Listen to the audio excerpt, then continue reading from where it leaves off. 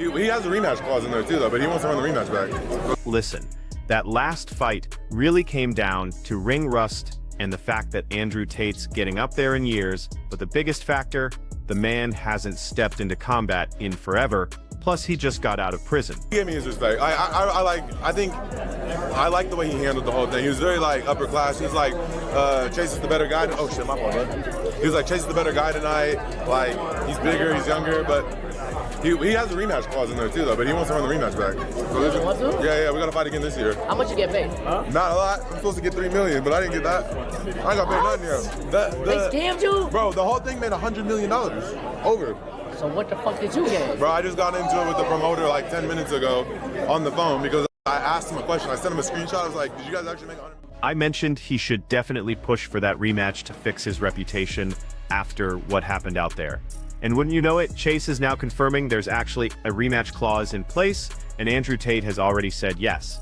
We're looking at round 2 happening this year. You gotta respect that move, right? You've shown what the fuck you're about, bro. You're on nothing.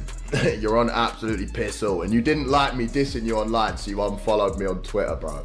You soft fucking nerd. Word's been floating around that Chase is claiming their fight pulled in over $100 million. Look, the fight did solid numbers, and Rumble CEO backed that up. Everyone was curious to see if Andrew Tate still had anything left in the tank. But $100 million?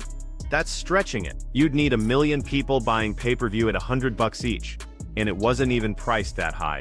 Plus, I seriously doubt they moved 1 million sales. We'll have to wait for the real numbers from the actual owner to know for sure. Since Chase was so sure he'd win, he should have locked in a better deal for the rematch with a bigger cut this time. I'm thinking we'll see a few more events before this one drops. Probably around mid-year. Right now, Andrew Tate's probably grinding behind closed doors, staying low and plotting that comeback. He's been flooding social media with content lately, but honestly, he should be laser-focused on getting this win back. That performance was not a good look for the brand at all. Sure, he's been away from the ring for a while, but we all expected him to walk in there and completely demolish Chase. Of course, Andrew Tate's gonna clap back with stuff like these critics aren't stepping in the ring themselves. But when the trolling gets so bad it literally brings you to tears, when clips are blowing up everywhere with people saying he got his soul crushed by this dude, and fans are still riding for him anyway. Do you think like Andrew Tate deserves all this flack that he's getting? Because people are like, oh, he lost to Chase, but like obviously you've proven yourself as like a very respectable fighter. So why do you think there's so many people that are like jumping on the anti-Tate bandwagon saying, oh, he lost? I've seen some people are like, oh, he lost like a reality TV star, which I think is very unfair because you've had tons of fights by now. So what do you think about like all the hate that's getting piled on the Tate? Do you think that's like worthy or no?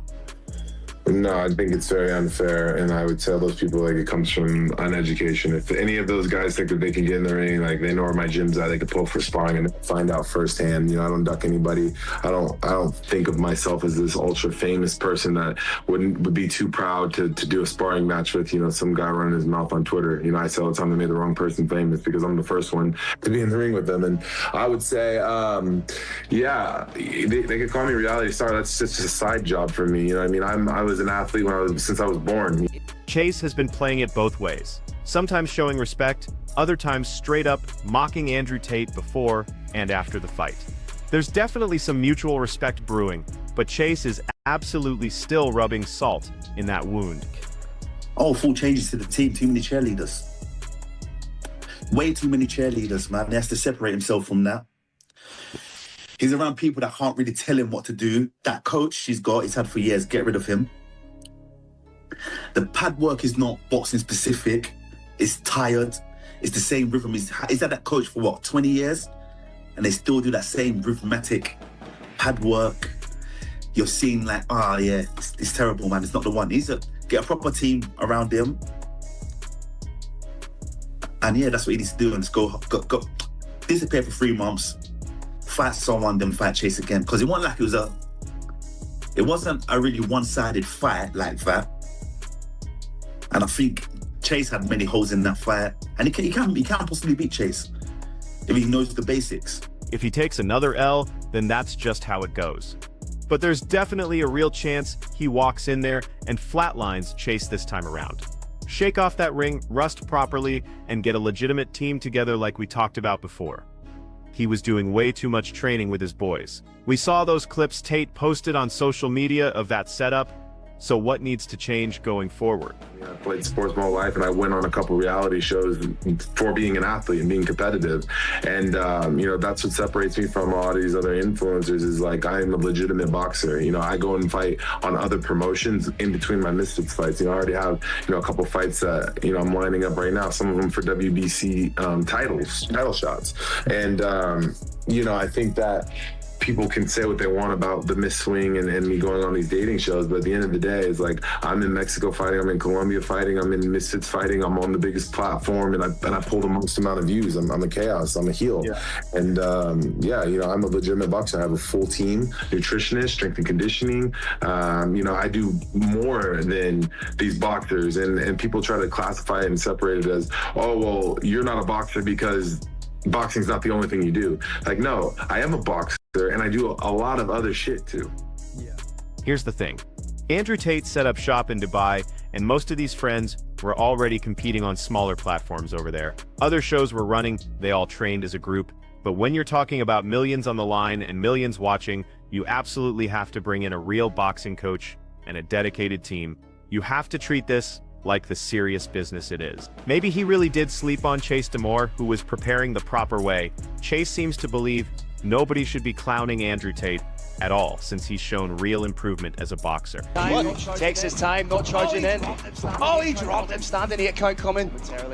Momentarily in a mixed martial arts fight, I was going to call for some grounding point there. I had to restrain myself. Old habits die hard. And Tate just looking fantastic, looking calm, cool, collected. Almost stalking. I think what we could see here is... But here's the reality. Time away from the ring is everything. Andrew Tate hasn't been consistently active in legitimate combat sports for like a decade. Yeah, there was that MMA fight mixed in there, but it wasn't even a real event with a quality opponent. The guy he faced in 2020 literally quit after 20 seconds and didn't even try to fight back. That's not real combat experience. That was basically a showcase.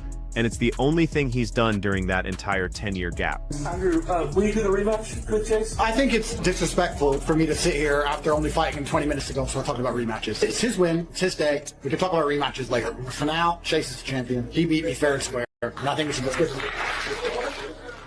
So this inactivity has been the main reason behind Andrew Tate's downfall here. Meanwhile, Chase DeMoor has fought 8 times just in the last couple years. That's legitimate work he's put in through the Misfits scene, plus building his resume down in Mexico. The energy between them was actually pretty solid and respectful when they discussed the rematch possibility. Andrew Tate wasn't disrespectful about it, so he's definitely taking some time to think it through. He didn't give a hard no and he didn't give a yes either, but obviously this is eating him alive inside. Chase is even commenting on posts on this page saying the situation's getting bad, he's flexing about the win, and someone with Andrew Tate's personality normally has to get that kind of thing back somehow. This dude talks a lot of trash, but it looks like Andrew Tate might take a tune-up fight first before running it back with Chase to knock off more of that ring rust. And get this, Zilkon just said he's fighting Andrew Tate on Misfits this summer, and it's going to be the biggest event of the year. Sounds like they might be considering different opponents that aren't Chase right now. He said don't let Andrew Tate back out of this fight, because if he goes with these other options, you'll be bored out of your mind during the promotion and the actual fight. It's on you guys to keep spamming my name on every Misfits post until you get the event you actually want to see. Andrew Tate might not be finished with boxing despite that recent showing.